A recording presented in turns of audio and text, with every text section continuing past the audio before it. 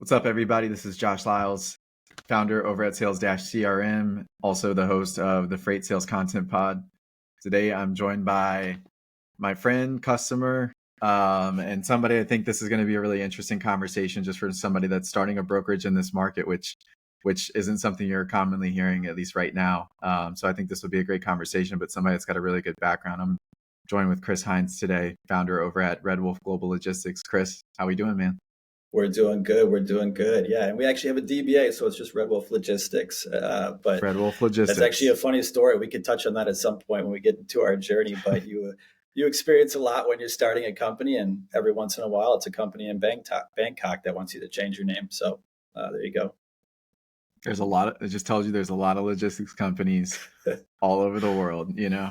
That's right. Um, well, let's dive into your background really quick. I mean, I know you've been in transportation and logistics for a while. You're starting a brokerage. We'll get into you getting your start in, of actually building your own brokerage. But you've got a really interesting background from some big names, and you've gotten to work with some really neat people. So, would love to just give the audience a little bit more in regards to where you come from. Yeah, sure. Well, I kind of grew up one of those kids where I was naturally kind of a people person. uh, Friends of the family, people I came across would always say, "Oh, you should go into sales or whatever." And I kind of had an idea, what they meant, but I didn't really know what I wanted to do. My dad was a cop. My mom did admin work for an insurance company, and I was fortunate to be part of a student group that I chose to be part of at Western Michigan University. Shout out WMU, SBMA. And There we they go. had employer night on Thursdays. So you put on a suit, and you grab your little pad folio, tuck a few resumes in there in hopes that maybe you saw a company that you wanted to talk with and might want to work for. But they would come and they'd talk about their businesses every Thursday night. So thank goodness Command Transportation happened to be at one of those. And it just hit different. As soon as I heard Scott Carlson, shout out Scott, who was there pitching Command to the student population, I just knew it was different. They told the story about being an entrepreneur and running a business under their banner. Essentially, every employee stood up their own book of business, called their shots. Really didn't have too much more than kind of a mentor with their manager, someone that could be assistive to their success, and got to really make a lot of the key decisions. And that just felt good. You combine that with beer in the office on Friday afternoons, and like, who doesn't want to give that a try? But to me, I just knew that was an awesome opportunity I like the sound of. So I jumped over there right after I graduated, and just like everybody else, you go into that training room and you buckle down for 30 days and you drink through a fire hose on the dictionary of the industry. And after that, I got plugged into two really amazing guys, um, Will Diaz and Jason Swerkowski, who are now key leaders over at Arrive Logistics. And they just delegated their desk to me all day long. Whatever they wanted me to do, I was sandwiched right in between the two of them. And whatever they wanted me to do, I did it. And I tried to do it as quickly, but also as highest quality of work as I possibly could. And what a great opportunity to come in and be able to fast track your learning by working with two guys like that. Both of them had a real blended book of business, some really big names, enterprise customers, but they also had some SMBs, kind of all industry segments. So I really got to experience a ton. I mean, literally everything from like trash to treasure, right? Trash to like all the things you buy off the store shelves at the local grocery store, even some expensive stuff. And I actually ended up getting replaced as an apprentice by Matt Pyatt, who's the CEO at Arrive Logistics. And so I trained up Matt, and then he showed very early on that he was highly intelligent, and he got into that seat very quickly. And then I went on to just serve one of them. And then I graduated and went on to work for myself. And so I guess I proved pretty quickly that I could feed myself, right? I got a couple handouts like everybody does. Never anybody's best customers getting handed out, right? But I got a couple foundational customers and got to work with them, and gave me some confidence that I could do it for myself, and then really just immerse myself into sales. And I think what I learned there early on, Josh, is just that, like, if people ask me, what did you do differently? How did you have more success than other people? I just made more calls and sent more emails, and I think put myself out there more. I wasn't afraid of rejection, but I ended up developing the largest customer portfolio in the company in terms of number of bill twos that I was moving on a monthly basis. And, that diversity and customer variety really allowed me to be successful in all of the top other categories. So kind of quickly climbed to the top of the leaderboard there. And, that's neat in itself. But what I really found just awesome was like this opportunity to have people come in and like serve me, right? And for me to serve them in return. So I had a couple of apprentices, two handfuls of apprentices while I worked there. They took over my desk just like I did for somebody else in the beginning. And I took it very seriously to get those people trained up so that they went on to become, elite salespeople in the company, and took a lot of pride in that work. Echo came along, 7 years in the journey, acquired Command for roughly $500 million. And we all kind of like, oh my gosh, like this is different, right? And to me, I think it just felt like a time to close a chapter, to go. Nothing personal. I knew Echo was a great company. The people that I know who are working there today are thriving and having a lot of success. And by all extents of the imagination, they're quite amazing. So I ended up going to Transfix, and that was a neat time in the area at Transfix because the industry was kind of just starting to see like that. Can you see your truck on a Google map in real time? And this is like prior to the tools that so many of us are using today for track and trace and real time visibility. So that was a neat opportunity. A good time to be there. Basically made sales calls and said that, hey, Mr. and Mrs. Shipper, would you ever like to see your truck on a Google map? Would that make a difference for you? And of course, there was more than that, but that actually worked pretty well. So customers, they knew that real-time visibility was emerging. They wanted to be a part of it. Myself, the rest of the team, we helped Transfix, kind of get their foundational first 100 and some customers, and that ended up letting them, be on a track to close their Series B. And I think a lot of us know how well they've done since then. But during that same time, I got a call from the guys at Arrive, right? And they kind of said like, listen, we've talked before, and this isn't the first time we had the conversation, but we're kind of sweetening the deal for you. We'd like to have you entertain coming over to help us get the Chicago branch going. So I knew that was it for me. Like I knew I wanted to have more impact and affect other people. I ended up going over there, starting the Chicago. Not to cut you off, how many people was Arrive at by the time that you by the time you joined them? How early on was this in their journey? We had an original group of 16. So we grew that office from 16 to over 150 in the next 2 years. Damn. Okay. Yeah, and interrupt me all the time. Let's keep it interactive. Yeah. Sorry. No, I'm like jotting down notes over here because I've got some questions on this. I definitely want to go back to Command just a little bit. Sure. To talk about that. I mean, I've asked you this before, but he's not too public. He's a little bit more silent out there. But Paul Loeb, from all the historical things that you see out there, that he's basically the godfather of freight brokerage and got this almost whole industry started up from everything that I've heard and read, and have never had the opportunity to meet him. What was one of the biggest things that you learned from him, or just took away from him starting Command? Gosh,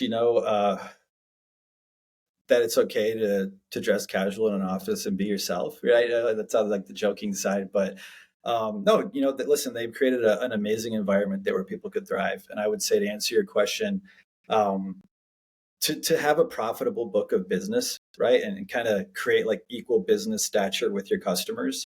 I think that's something that a lot of brokers, especially younger brokers, struggle to create that sort of environment. So anybody who knows Paul knows that you got an email at 10:30 at night, and it would just say subject line, "What are these?" Right? You'd have 3 invoice numbers, and you knew in that moment he was asking you like, "Hey, why'd you take these losses?" And it was okay, right? Because ultimately they created an environment where like serving the customer was the most important thing. Like, don't fail your client, right? But also like equal business stature. Like explain to your client the value of the partnership and why what you're charging them, makes sense to charge them, not being a market outlier, but being fair and creating, an environment where you could actually make money. And having, I think, reasons why it didn't make sense to work with customers if that couldn't be possible.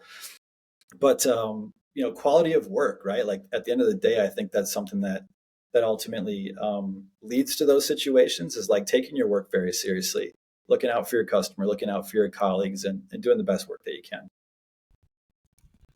And then, I mean, you also got exposure working for another, I would say, really large name in the industry, because Arrive is one of, if not the fastest growing brokerage over the past 10 years.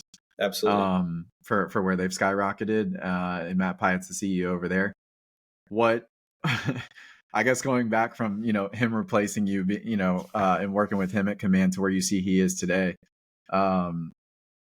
what have you kind of seen just like with his growth? And I mean, I'm sure there's a lot of things that you're taking from not only your time that you guys both worked together at Command, but from your time that you worked at Arrive. I'm sure that, there's been a lot that's happened that you're taking to Red Wolf. So I'd be kind of curious to hear a little bit about that. Yeah, I think that's right. I mean, you ultimately learn every step you go something, right? I think that's always been the big thing for me is everywhere I go to try to learn something that's really foundationally important for me professionally, personally.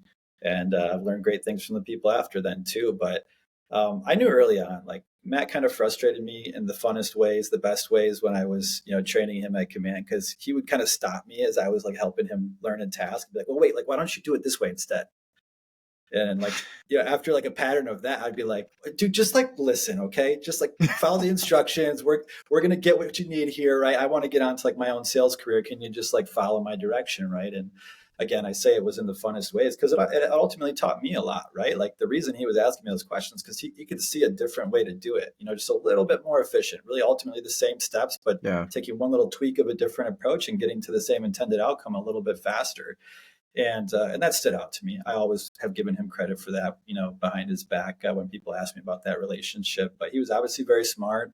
He was somebody that was an entrepreneur even in college, and he hit the ground running. I mean, he really became another top performer there in the company very quickly. So you knew that he had that hustle and that grit, right? And was somebody that definitely liked larger customers and always kind of I think wanted to have a customer background of blended, but they had an opportunity there that was substantial, and carry that forward through our time working together. I mean, listen. I think anybody who's ever experienced working at Arrive and same for Command, they would say like culture, right? Like the culture, the winning spirit, that grit, that fight, the loyalty to the team, the no fear, no cold call reluctance sort of mindset. Like you're not going to have cold call reluctance at Arrive Logistics, right? So I think just that spirit, and I really identify with so much of that too. So being able to work with someone that you feel that compatibility with was great, and I think although there's a lot of diversity there, that was really true. People who wanted to win.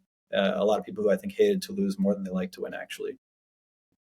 That's pretty neat. And I feel like the one thing that I've just from listening to his podcast with Andrew Silver on the Freight Pod, I think the one thing that I took from him is just how data driven that guy is. Like it's just to a whole other level, and you can literally like, I listened to it in the car for that episode, but you can literally hear almost like the excitement of him being able to talk through the data and the productivity of his team and just like how they're looking at making decisions and all that stuff.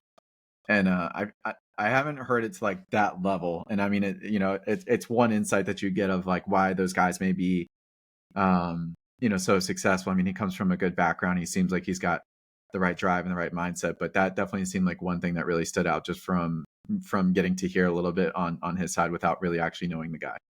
Yeah, totally. Definitely data driven. Probably a lot of things I would do on a calculator that he did in his head. And yeah, I think anybody who can operate like that should be respected, Yeah. What was it? I'm just curious, like not to dig on this too much, but I was just curious about the acquisition with Echo. Yeah. How difficult was it, or like what was that transition like, emerging those cultures? Because those seem like two pretty decent sized teams. Yeah, well, we didn't really experience the merging of the cultures too much. I should say Okay. I didn't. I think probably the folks that stayed longer than me before they moved and consolidated their offices probably got a better taste of that than I did. What we experienced in the beginning was like kind of the world of the unknown, and it felt a little bit uncomfortable. Who's gonna take the customer? Is it going to be me over here at Command, or is it going to be an industry peer of mine over there at Echo? That wasn't very clear at the time, and you get it, right? You're in leadership for long enough. You start to learn that like those aren't easy. Those aren't the easiest conversations to have, right? And I understand why it wasn't just so easy as saying, "Hey, here's a list," and so nobody's wondering. But we got access to their buying power in the LTL and partial world pretty early on after the actual announcement. Like I appreciated that there was this kind of like readiness to like get the assimilation going. They really wanted and liked our technology, Clutch, our freight matching platform, and we really liked the buy rate. So I think for me, as someone who was doing quite a bit of LTL and partial truckload, that was like a noticeable game changer real quick of like, oh my gosh, like the rates they're a lot better, and obviously the better your buying rates are, the more business you win, the happier your customers are. So that was really Mm-hmm. neat. team member wise, you search LinkedIn and you go look at people. You start to, I think, see the overlap a little bit, kind of in those more like tertiary like modals, like the LTL and partial teams. You're starting to see new names who are providing quote requests and things like that. But Right. I left at a time that was prior to the teams coming together in the formal office, so I can't speak to what it was like to really assimilate in that way.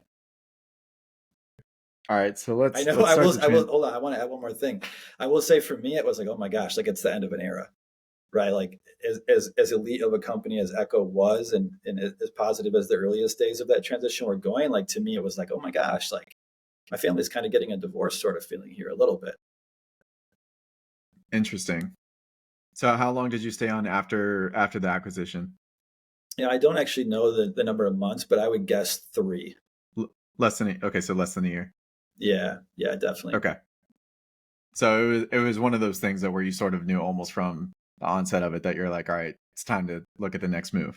Yeah, you know what? I was like one of those guys, maybe sometimes had a little bit of an edgy reputation for like waking up at 2 in the morning and like taking like 5 accounts from somebody because like it was that time where that was allowed and Hmm.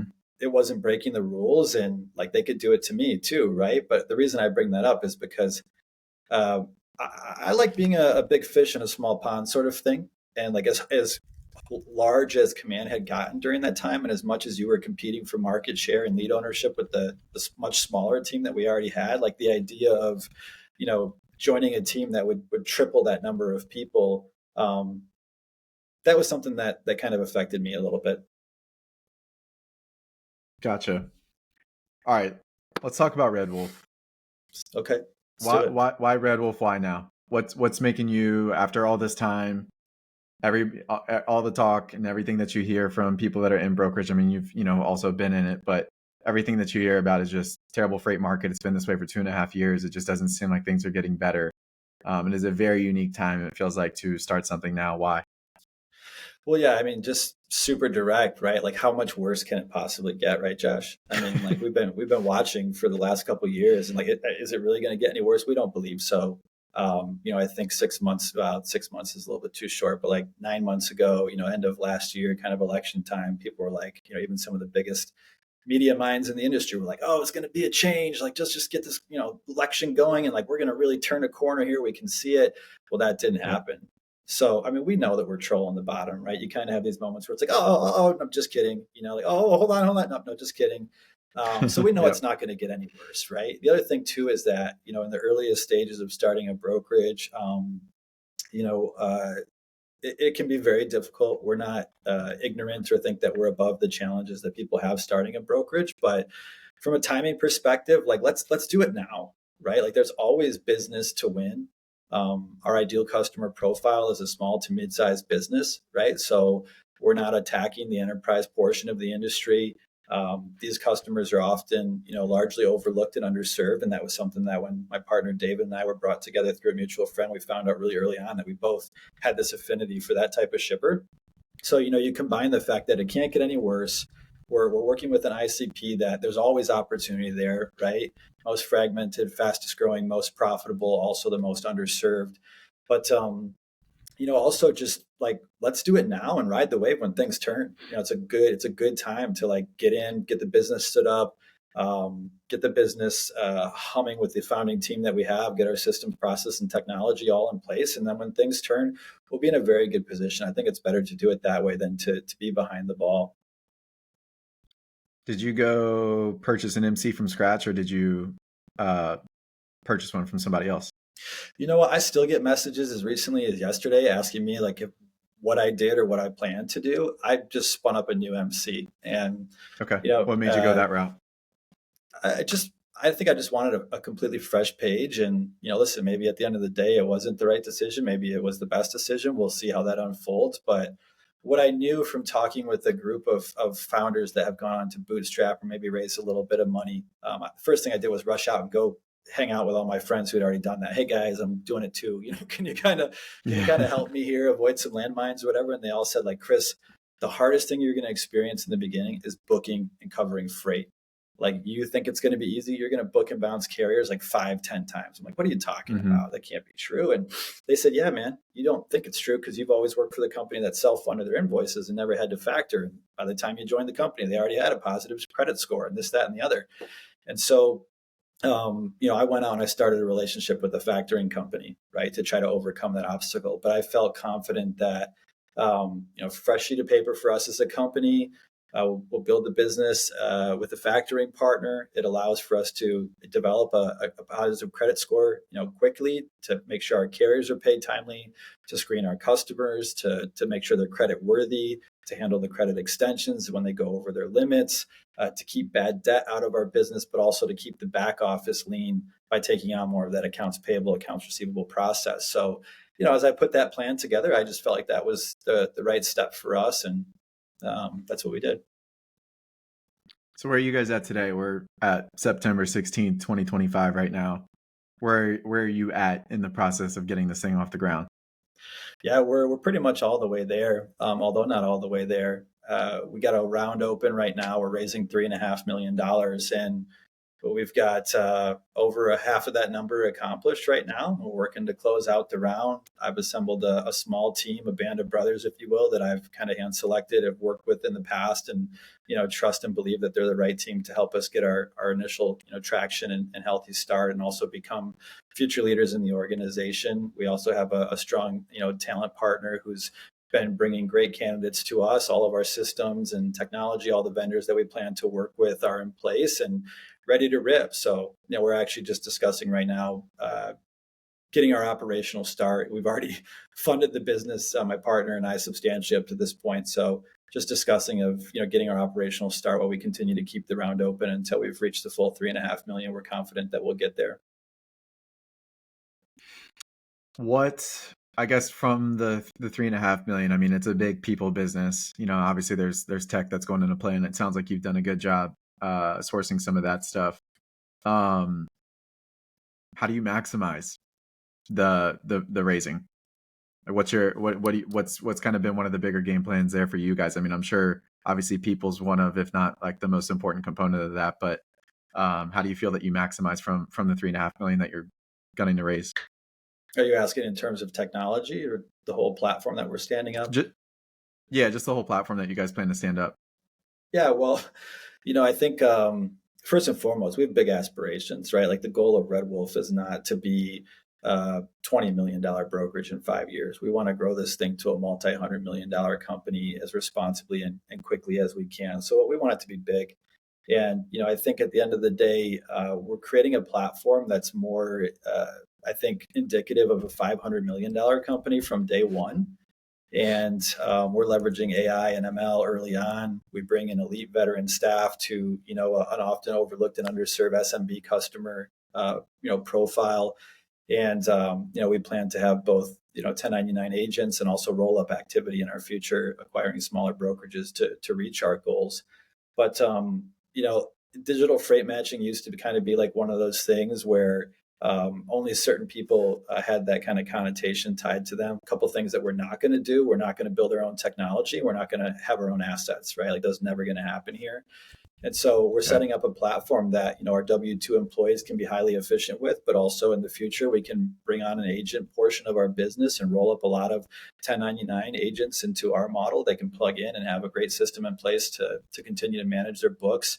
These are guys who are doing 500,000 to multiple millions of dollars a year as an agent. But then also a platform where we could roll up some smaller brokerages in the future. They can come in and plug into our platform and drive more efficiency there. So, I think for us, it's really just making sure that we work with vendors that we feel really confident about the long game. All of our vendor partners are kind of best in their spaces, be that track and trace or pricing, or our factoring partners, our TMS, and that we can drive efficiency out of these tools. Some of the people we talked about earlier in this call, they're actually, posting publications right now. They're talking about driving 30 to 40% more efficiency out of their staff. And, we think that we can do that with an elite employee, as opposed to building the business with folks that have never done the job before. They've never seen a more difficult market. They've only seen the soft market conditions we've been in for the last 3-5 years. That's going to be the best plan for us. Why I mean, obviously this is all going to be from experience, but for you, why are you choosing not to build your own tech? Why are you choosing not to buy assets? Yeah, well, the assets, it's a totally different ball game in terms of, operating expenses and insurance and just, things that we need to do to get going. We don't want to do that, right? We don't want to own trucks. I think it's really just straightforward for us. We don't want Yeah. that risk and that obligation. The brokerage space is many basis points more profitable than the asset side of things, and we like being the intermediary.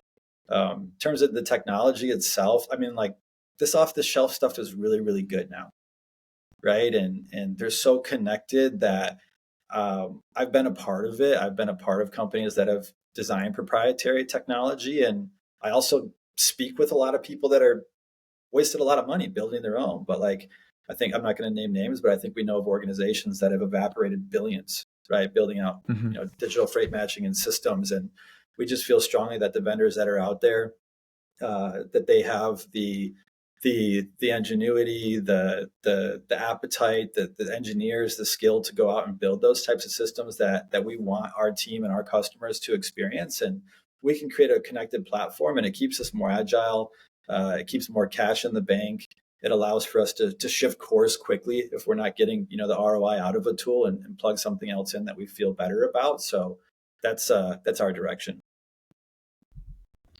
So talking about building a team, people, and I want to like also include some sales stuff in here.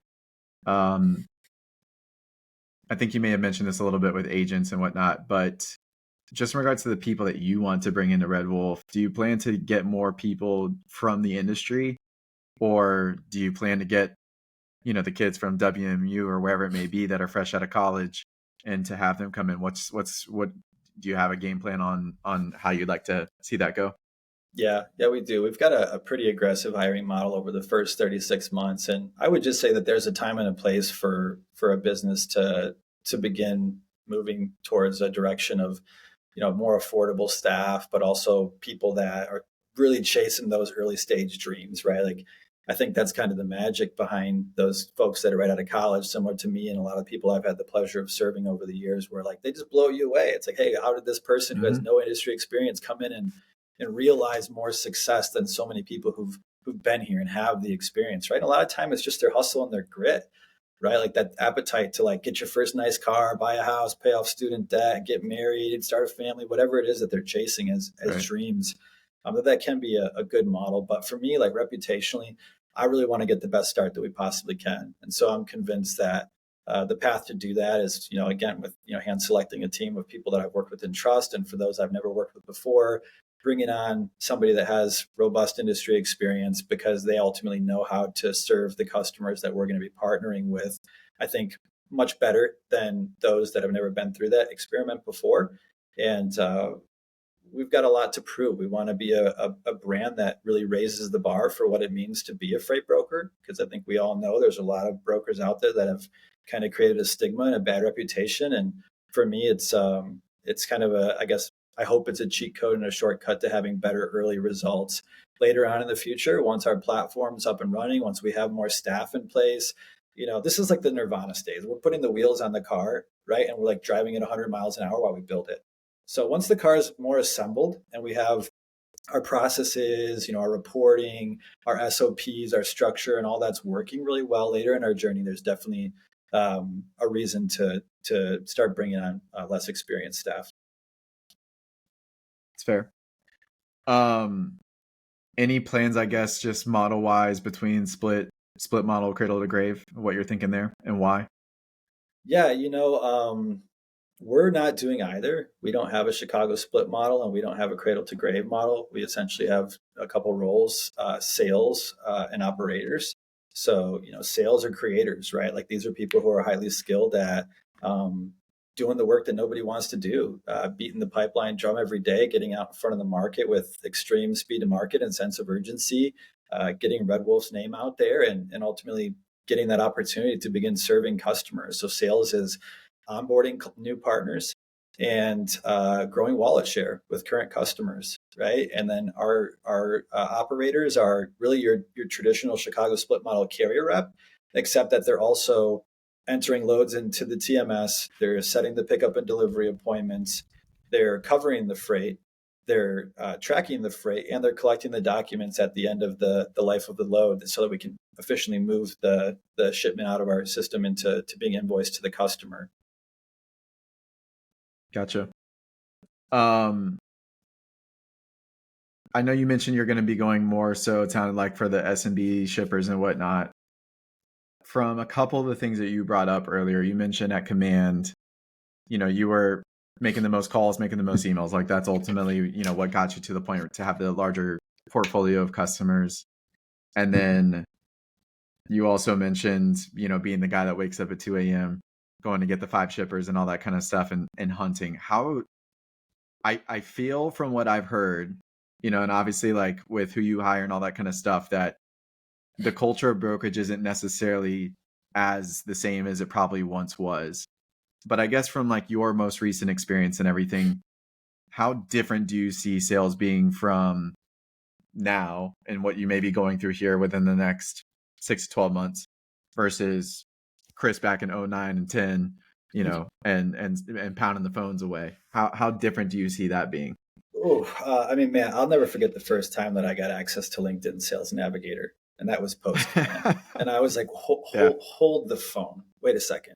So you're telling me there's something out there where I can see the entire org chart and flag decision makers and just do different things? And that felt like a cheat code at the time. And I was frustrated that we didn't have that. But those were different days. I mean, like you brought up Paul, right? When Paul started, he always told us is like this world where they're actually like a clothing line across the office, and they would clip up opportunities and they'd walk the clothing line, grab my cell phone as a prop and say, hey, we're calling on a load from Kansas City to Dallas. Can you do this one for us? How much, right? And we didn't experience that era because we're after it.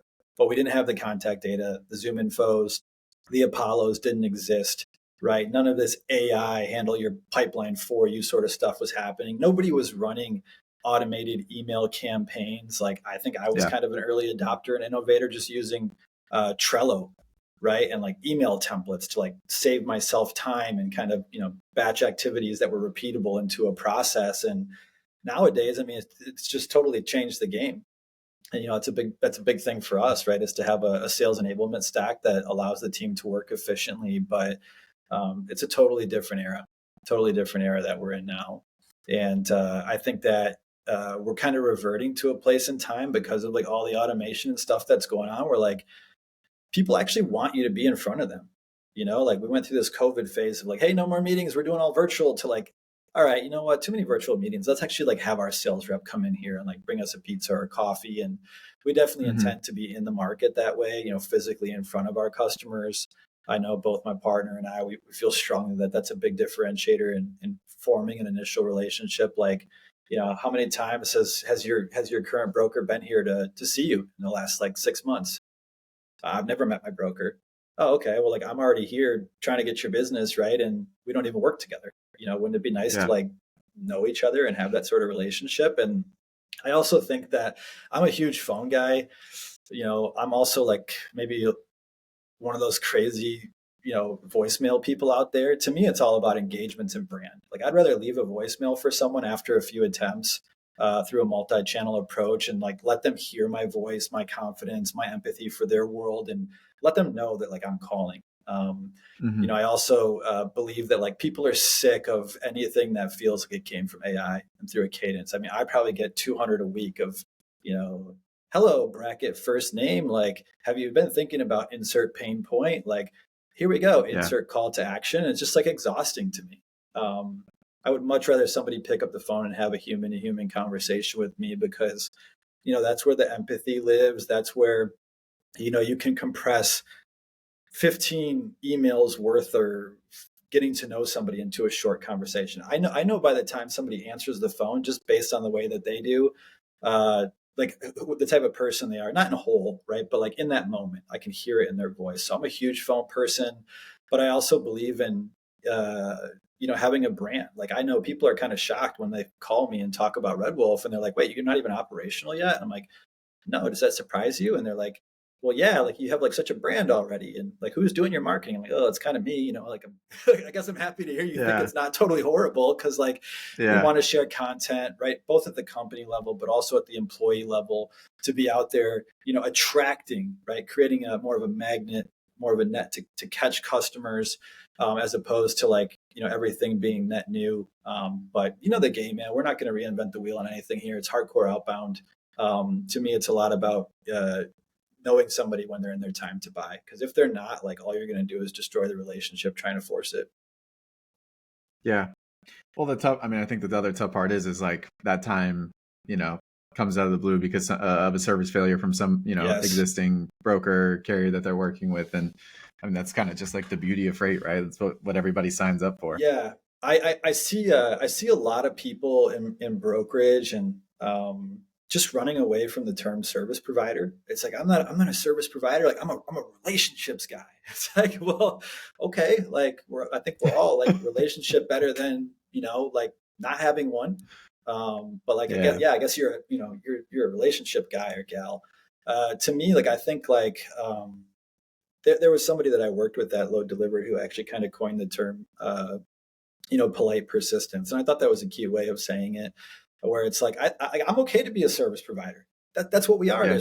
There were once 30,000 of us, right? Now there's getting closer to 24,000. I think 21 is kind of healthy for the market and starts to kind of swing the pendulum a little bit back towards the carrier broker power. But like it's staying in front of somebody, it's all in the follow up. None of us can debate like how true that is, and being present with somebody, not just like checking in or like, touching base, like bringing something of value to them. But like, I'm all right with being a service provider, right? Like that's what we do. We provide a service. What do? We do dry truckload, reefer truckload, flatbed Yeah. truckload, partial truckload, and LTL. So call me in that time of need. And I can guarantee you, if I annoy the heck out of you, there's no way that I'm going to be that person that you add to your quote list or allow to participate in a monthly or quarterly, mini RFP, or that you're going to call me, let alone email me, right, in a moment that you have a Hmm. need. So I think for me, it's about That's so like, funny. staying in front of people in a way that doesn't just drive them crazy. Desperate. I hate desperate. And that's like the whole point of like equal business stature, right? Like when you call a shipper customer, do they just dip out of a meeting that they're in with their boss and 15 other people? I'm like, oh, hey, Chris, like, oh man, I'm so glad you called, like cold called me here. Like, Yeah. it's like, no, like, and so you don't do that either. Like when you're spending time with one client, you don't dip out on them and go, jump to go talk to somebody else, and equal business stature. And I think when you sell that way from the beginning, then you can govern your relationships that way. And I think ultimately the real adults out here, regardless of what generation they're in as a decision maker at a shipper, that's the type of relationship that they want to have. Yeah. I always find that pretty interesting too, of how people would run away from just even like saying that we're a broker or a service provider or something of that. Because at the end of the day, it's all semantics. Like to me, one of the things that I do think is very annoying is how people run away from just the term that I'm a salesperson, right? Like I'm in sales. At the end of the day, everybody has a sales function of a company because like you have to generate revenue. But you constantly see these other coin terms, and it's all just to try to like soften up because of the connotation that I think sales has. But whether you want to say business development or go to market, or like whatever the hell you want to just label it, it's sales at the end of the day, right? And I think it's just like how you choose to. I think like as the salesperson, like you get to control what the experience is that your buyer has, right? Or who you're trying to educate on Yes. the services or the product that you provide. But like as a business, you provide a product that people can purchase and like hold and touch tangibly, or Yes. there's a service, right? And brokerage at the end of the day, it's pretty clear that it's a service that you're able to provide. So like there's just nothing I think to run from that. And the other thing that I think too from a marketing standpoint is a lot of people struggle actually just communicating like what in the world do you actually do, right? Yeah. And that was one of the very interesting things from my first stint in brokerage and getting into it is it's just like, man, like how do you communicate what you actually do and what you're good at, right? Like sometimes you get shippers to a point where they're on the phone with you and they're like, well, what are you good at, right? What lanes do you run? Like, is there specific equipment types that you're really good? Like, do you ever, like how can you just talk to me about your carrier network and what you have and like where you guys are very good? And I think a lot of people struggle with that, not just obviously in brokerage, but in any space. Um, and sometimes I think it's just like the simple, almost third grade language to just get to people to say like, this is how I can help you. This is how I can serve you. Yes. is pretty important. But I've always just kind of found that stuff funny, and that, you bringing that up definitely hits home for me. So one thing too, I guess, just from that I also wanted to ask about, just from like my original experience in brokerage, was there was a little bit of a challenge when I got into it, and when I transitioned from brokerage from selling cars at Tesla and being a sales manager at Tesla. So it was like it was a very big change. And one of the things, as being a sales manager overseeing a sales team, was the consistent conversation that we would have of being a smaller brokerage. I think I was like employee 130 that came on at the brokerage that I was at. And, some of them would be like, well, they're talking to CH or T, like whatever specific large brokerage, right? How do you plan to position yourself as a new entrant? Because I mean, that can be challenging, right? You're newer into the space, maybe not as much credit history or whatever the case is. Do you see that as something that can slow you down, or do you actually see that as something to really lean into? Well, I mean, you have to lean into it, right? Shippers are all over the spectrum. Some are super savvy and have their processes, and they're not gonna do anything with you until they ask you for your MC, and they go and personally look up like how long you've been in business, and they might say, "Hey, we got a policy here. We don't work with any brokers that haven't been in business for a year." Right? Or when you do your onboarding, you might hit that point where they're looking at your financials and say, "Hey, hold the phone. You guys don't have a credit worthiness to work with us quite yet." Right? I mean, I try to work with sales teams and serve people in such a manner to teach them to kind of get that stuff during the sales cycle, so it's not like a surprise, because it feels crushing at the end when it's like, "Oh, I just got my first two loads," and like, "Oh, never mind, we can't work together for whatever reason, our side or theirs." So getting that stuff out early, I Mm-hmm. think, is important. But when we started doing simple things like getting our insurance, we were in a position where it was like, "Hey, do you want to get 100? Do you want to get 150? Do you want to get 250?" For us, our premium for 250 was the same as 150. So I was like, "All right, cool. Let's go get like the biggest amount that we possibly can get." That opens up, more of an addressable market for us in terms of handling some stuff that might be a little bit higher value. But I think that shows, like, little things like that show the shipping community that you went above and beyond. Like, we didn't even have to have insurance, right? We could ask our shippers to do that. Of course, nobody does that because it's insane. But we didn't have to get 250 instead of 100. So that decision is a big one. We didn't have to Mm-hmm. go out and spend the extra money to work with a system, a TMS that would allow for our customers to have a portal where they can, come in and check on their own stuff and have visibility, for the LTL side of our business to self-manage that. Same for our carriers to look at their payables and all that kind of stuff. But we did, right? So I think when you show people that you're taking steps and you're like aware that they have a lot of options, Mm-hmm. that you do these little things that are incrementally adding up into a world where they start to believe like that you are a reputable company and a broker. I also think, like, I said something about this on LinkedIn recently, like leadership matters, right? Like, I think, for us, we have a nice story. Both David, my partner, and I, we've been at this for a long time. And I think when you actually sit down and talk with people, and they kind of get to understand, like, okay, yeah, like the leadership team has a lot of experience, right? The core values of the company stand out and resonate with us. Like, how many people go out there and actually talk about their core values?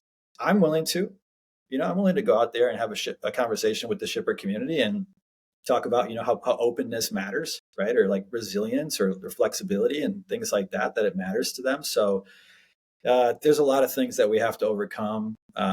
We don't try to deny that we're going to have challenges like every new brokerage does, but to me, it's all about serving a customer, making sure you understand that they understand that their world, and things don't happen on your timeline; they happen on theirs. And if you just get them to buy into a story where you're going to service the heck out of them, that's something that people can get behind. But you have to live up to that, right? Anybody can do Right. well on one load. Less people can do well on 10. Even less can do well consistently over hundreds or thousands, right? So it's ultimately going to come down to earning that opportunity when you're given the chance, and repeatedly giving the customer a delightful experience. Is there anything different for the vision that you have for the company that you find is going to be fundamentally different from the previous brokerages that you've been at?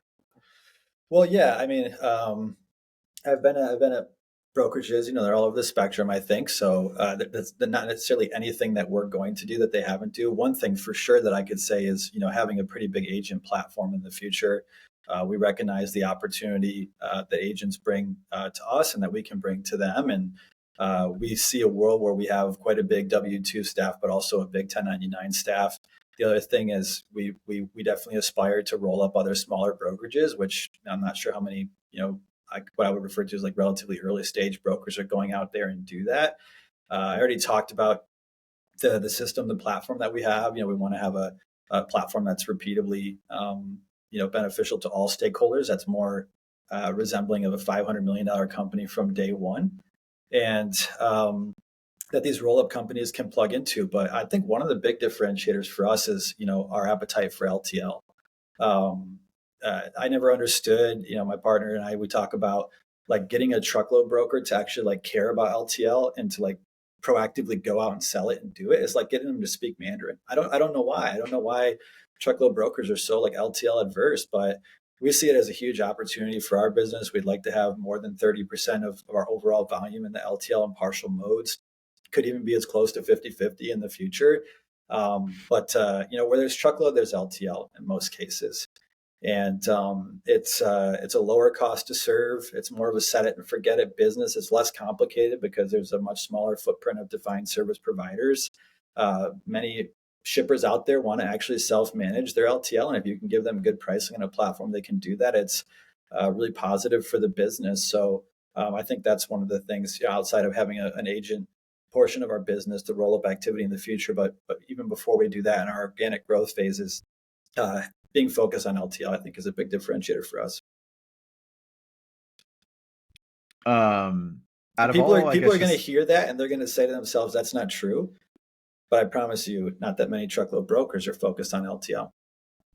Yeah, I think a lot of people stick to their bread and butter, what they do, and if they look to build some kind of LTL program, maybe they go hire somebody that like, hey, they come from an LTL broker and like they're the one person or like a small number of people that may do it at the company. So I think the important thing is to build out a team that feels favorably about it. Like if we're doing a hiring process and someone's like, nah, no, I don't do LTL. It's not for me. It's all right. Well, I'm not saying no universally across the board, but more often than not, that would be probably a pass for us because that gets in the way of the culture and the spirit, right? You can't have people rowing in different directions.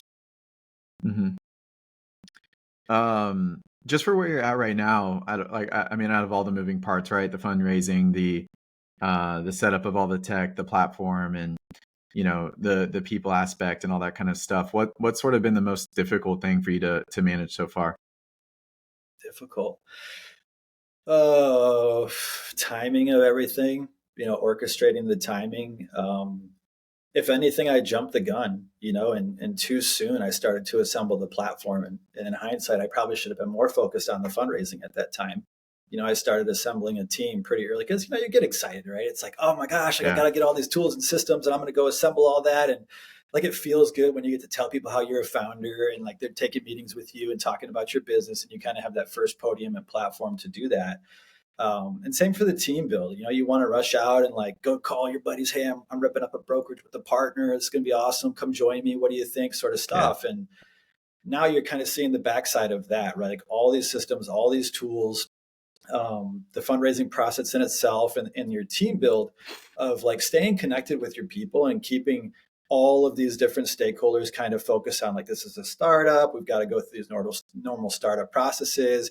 But like getting all that to align from a timing standpoint, you lose people that you thought were going to be on the team because you thought the timing aligned, then you went a month longer than you wanted. You might have thought you would, and then the timing doesn't align for them anymore. And I think if anything, like the longer you go, the more you start to get like vendor like creep, where it's like, you feel really committed about a decision, then someone's like, hey, are you using that platform? Like, man, I don't know about that. Yeah. Like that's kind of not the one. You should go look at these other ones instead. It's like, wait a second, like I put this on the shelf and thought it was like a set plan, and then now you're putting doubt in my mind. So I think just like the timing of all of it, I'm pretty good. Like I would say my strengths, I'm probably overly structured, which is something that I'm conscious of and, doesn't bode too well in a startup. You got to be agile and flexible and not overly structured because it can kill culture and slow things down. So Project management and planning hasn't been so much the challenge. I think it's just like the timing mechanics of all of it. Never having been through a fundraise, like if I had to summarize everything that I want to say into a more concise statement, I would say not having the vision of foresight, right? Like if I knew what I know now as I was going through all these different things, it would have moved twice as fast. But it's life, and that's the fun of a That's startup yeah. is going on the journey. Oh man. I mean, yeah, that hits home big time because, for You've us been and there. our journey, like, yeah, exactly. I mean, really, it was like at the beginning for us, I'm like, I hate that I waited 2 years to just solely focus on one industry. Like had we just Yeah. done that from day one and just like said, okay, from day one, we're logistics focus only, things are just a lot different. But at the end of the day, it's like, yeah, you go through it, you make mistakes, and you got to reflect back and say, okay, cool, how do we do these things? And like project management's really big on our side too. And you do things that are great and you do things that could be a lot better. But it definitely is one of those things where um I don't know. I think the speed of movement and I just call it action and activity, right? It's just like calls. To me, it's very similar. It's like the more calls that you make, the better that you get over time. Like, you feel the punches and like you kind of hear like how shippers here, respond to you. And if it's just like a quick hang up, like, not to do that again next time. But like it's also not one of those things where you could just like go read all the books of like how to make calls. Like you eventually have to do the thing, right? To really learn it and probably learn it the quickest. And I don't know. I just feel like that principle stretches across so many different areas of building a business. But yeah, definitely that one hits home too, big time for, just even building software and even selling software now at this point. Yeah. I mean, listen, you want to find out who actually believes in you, go start a company. Right. Yeah. And you'll be surprised. Like there's people you never thought like would, whether it's an investment or joining the team or anything in between. You're like, wow, I can't believe that person would like cut me a check, or like that they would be so willing to like rush over and come work here with me and do this together. And then you have the opposite end of that spectrum where, you thought you could count on somebody for something, and they don't cut Yeah. a check, or they don't join the team, or they think your idea is stupid. So um, it's been truly fun. Honestly, everything I've done so far has led me up to this point, and like I think for me, it's kind of like this is like the only natural next challenge, right? And when you have a good team, anything's possible. Growth in our industry tends to be a function of talent, execution, and time. hmm What do you see just on the day to day for you, going into the future in terms of like the hat that you want to wear? I always find that one of the more interesting parts, right? Especially with brokerage. I mean, there's a multitude of different facets of brokerage where like some of the leaders focus very heavily on, um, you know, just all the financials and everything. Uh, or some of them are very focused sales, some just very focused operations, some very focused tech. What do you see that for you as the primary hat? Yeah, I mean, anybody who's ever worked with me, or anybody that I've ever had the pleasure to serve, like they would say that I'm a very commercial leader. I want to be out there doing the work that I expect other people to do. Like I would, quite frankly, never ask somebody to do the work that I'm not willing to do myself. So, as we get started, like I'm working with a fractional CFO, somebody that was brought to me through our network. Feel very good about that decision. I'm bringing on somebody who's kind of like a multi-tool who can take on owning the vendor relationships, connecting all the EDI API connections, dealing with the cash flow, the timely payments to carriers, the collections from customers. Although we have a factoring partner who's going to do that mostly for us, they're still going to sit over top of it internally and make sure it's working well, but just really drive the efficiency that we want to get out of the tools that we have. And also, even take on other things like just working with the building, and making sure that we stay in good terms with all of our vendors and our landlord and all that kind of stuff. And that allows for me to be commercially focused. Like I don't want to be tucked away in an office, like paying this bill, paying that bill. And of course I have that responsibility to like look out for the company and make sure that, we're governing in a way that's responsible for our investors' money and all that kind of stuff, and for the careers of our team. But I want to be commercially focused. So I picture leading this team really from the front through the first $100 million. I think my superpowers are kind of like sales and being out there in front of the market. I also want to drive that speed to market and that sense of urgency with our team. Like you've done enough of these to probably know there's repeat talk tracks from your uh, panelists like me. Like if you want to know if a brokerage is on path to thrive or die, like how loud is it in there at 7 a.m., 10 a.m., 1 o'clock, right? Like if it's Mhm. like a library, it's not good. Like you do not have a successful freight brokerage at that point. So just making sure that, we drive a culture of speed to market, sense of urgency, a lot of energy. I've worked with hundreds of customers directly over the last few years. So it's really important to be talking with those customers, earn that opportunity to work with them again here, to be doing the leadership and development. Like people say, like, are you going to be hybrid? Are you going to be in the office? And for me, I want to be in the office. Like I've been working from home for way too long. I'm an extrovert. If you can't tell, I'm a chatty type. Like I'm ready to be back around people. And I it's, love it, it's, man. it's one of those things where like, leading teams through COVID, like I did that and it worked out fine. We had good results, but it was so much more challenging to like have a new employee come and plug into the business and know how you're doing. And so for me, like, listen, if I have to lurch over people's shoulders and like check out call, like I know Sales Dash, obviously we're a client, great visibility and reporting into the activity of the team. But like, if I have to like look over the team's shoulder and be lurching over people to see if they're doing this or doing that, that's the wrong thing for me to be spending my time on. Yeah. I'm hiring people that I can trust to do that job. We talked about that earlier in the call. Uh, I don't have all the time in the world to be coaching and developing and training, but at the same time, I want to be there present with the team where it's like this is an open, honest, and direct environment. So when you have a question, just raise your hand, right? And say, hey, coach, like help me with this. How would you handle this? Whatever. And I won't be the only one to be helping the team. We're gonna, kind of co-develop each other, if you will, hold each other accountable, help each other out. But I really want to, it's really important to me that I'm there frontline doing the work I expect the team to do.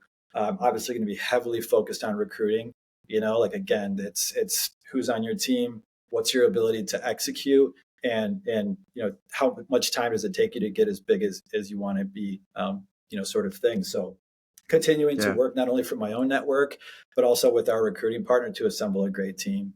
I mean, at this point I have like an overabundance of people who are like, holy shit, dude. Oh, sorry, pardon the language, edit that out. No, you're But good. No like, worries. It's a logistics do we swear podcast. on this podcast? Whoops. These things fly on this podcast. I It's was all trying good. to be conscious of that this whole time. I wanted to a few other times, It's but all I let good. it fly. Whoops. So, like I almost have like an overabundance where it's like, oh man, like, gosh, you know what? Like I can't afford to bring you on right now, or like there's just not room right now. But being recruiting focused is so much of the fun part here. And then, just lastly, like being in front of our customers and carriers, whether it's physically for those who are around the Chicagoland or we, ultimately fly and go meet. But like I really want to be that type of business leader, dependable for my team, dependable for the clients. Like they will know me. It's not about me, it's about us, right? So don't get me twisted. Mhm. But like I want to be out there. I want to have firsthand, relationships with our customers, and also working heavily on the marketing side. Like I'm not going to like hunker down in an office and like go blow wads of dollars on marketing, but like I've got a great fractional guy in marketing. Shout out Owen. Um, he's phenomenal. So like working with him to do the right things, right? The basic right things, keeping it simple, case studies, referrals, good sales collateral for the team so that when you talk to someone who's in automotive, you can send them a tailored asset, those types of things. And then Yeah. obviously continuing to keep my ears and eyes open to innovate. Like we're going to have agentic systems sooner than later, right? So it's like living in the day to day, but also focusing high level enough that we're planning for 2030 today, and we're doing things that add more to our employees' lives, to our customers' lives, and move the company forward more efficiently. Well, you seem like you got the leadership style, and just, I mean, obviously you have the experience to be able to lead the team to do this thing. And sounds like you're thinking about things extremely thoroughly. So I've got to give you a lot of credit on that, from just the people that you're surrounding yourself with and all the preparation and everything that you're doing. Because I don't think a lot of people would go to the extent that they're doing, prior to moving their first load. What month do you think is the month that you move your first one? I'm going to call it out right now and say it's in October. So let's Okay. let that be true. I mean, Uh-oh. we're getting our operational start here soon. We're more than halfway through our funding. Feel very positive about closing out the entire round the way we want to. So I'm going to call it out in October, and I'm counting on those customers out there who've told me you're with me from day one. Counting on you, right? Real talk. But yeah, no, man, we're Yeah. excited to get started. Yeah, people leadership, it's a humbling thing. Like I'm a much better version of myself today than I was, certainly 7 years ago, 5 years ago. And a lot of people aspire to get into leadership, and it is great. If you want to have impact, Hmm. it's challenging, it's difficult, it's rewarding. But I was really fortunate at Capstone. They brought in, third party leadership coaching, and you really get it cold water on the face when you sit down with an expert, right? And you think you're really great at something and you find out you're not. Uh, Identifying your learning blind spot, like what is your victim, personality? Where does that show up in the job? And the people who are on your teams, like how well do they think that you're doing in your role? So, yeah, Yeah. I'm ready to lead it. I've never felt more convicted about building something and leading people, and going after some really impressive results here over the next few years. If we were to be re-recording this podcast September 2026, a year from now, what at what mark would you say feels successful for the first 12 months? Oh boy, man, I've put some goalposts out there, right? I think for us, it's being a decently large startup company. That kind of $20 million mark, I think, is what we're targeting. In a month's, not a month's, a year's time, being like putting Mhm. it out there that we want to be bigger than that. Certainly by then, it could be much bigger. We'll see. It comes down to our people again and how we execute. Zero freight fraud, like drama, man, I tell you what, like back in the day, we used to just find out stuff was on the rail. By the time it was a day and a half into the load, you're like, wait, where are you? Blown turbo? I don't think so. What shop are you at? Wait, I can't talk to anybody there. Come on, let me talk to him. I can't. Okay, you knew it was kind of held hostage on the rail. But this world of freight fraud that we're in, it's a totally different beast, be it that or strategic cargo theft. And you really got to watch out for that, right? It can be really detrimental to a business like ours. So, zero fraud. I'd like to have really high customer retention, higher than 90% of customer retention. I'd really like to believe that we can have 100% employee retention. But, at that point, we're a company that's moving many hundreds, hopefully even closing in on, 1,000 shipments a month. If we can do that, I would feel very good about where we're at. And I recognize it will be challenging to do all of that simultaneously, but those are certainly goals that I have out there. A strong foothold in both truckload and LTL. Um, Already deploying the agentic systems that we're going to deploy for our company, getting the efficiency out of those that we wanted to get when we made the investment. If all these things can be true, we'll be in very good shape. Sounds like a thorough plan, man. I love it. Chris, this has been fun, man. It's been fun to, I know we've been working with you guys on the vendor side in preparation and everything. And a lot of the work is yet to get started, but just cool to honestly like learn more about the background and where you're at. And I mean, you can just tell the confidence that you have from the experience that you do have. Um, and I mean, I think that the thing that I love and appreciate and respect from a distance is just like the mindset to go after it. Like I talk to a lot of prospects, I talk to a lot of customers, and about just the doom and gloom of the market. And yeah, to start something from scratch in this time definitely um, seems pretty daunting. But I think a lot of it is always just like, man, what your approach and what your take is towards it. There's always people that are moving freight. There's always people that are dropping the ball and all that kind of stuff. I'm a believer in this. I do think people are getting a little bit lazier as systems and tech do get a little bit better and stuff. So I think for those that do roll up their sleeves and kind of have almost maybe like the old school brokerage mentality, I do think that there's a lot of opportunity there.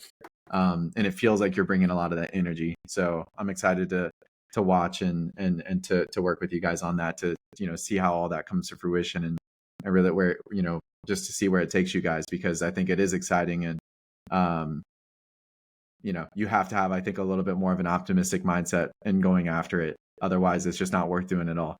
So That's but exactly right. it's fun, yeah, fun to dive a little bit more and to hear more about that from you, of what your approach is. And you sound like somebody I'd bet on, man. I'm not just saying that just to say it, I promise. Oh, I appreciate that. Yeah, it's a good bet. Listen, it's not going to be easy. We don't pretend that it is. We do think the timing is better than it is worse. And I just appreciate you giving me the opportunity to come on. And I'm not very experienced in podcasting, so just to be here and be able to Hey get into man. it and do it with you has been great. And to all the people out there who already know about Red Wolf, who followed our page, we're coming up on 1,000 followers soon. Like, it means the world to me that you've all Let's done go. that. And listen, if people want to get a hold of me, just drop me a DM on LinkedIn.